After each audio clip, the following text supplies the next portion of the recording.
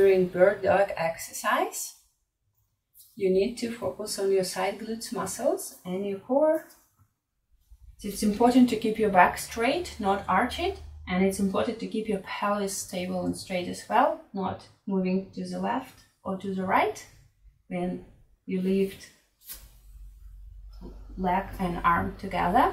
If it's too challenging in the beginning, you can just start with lifting one leg and then one arm and switch to another side.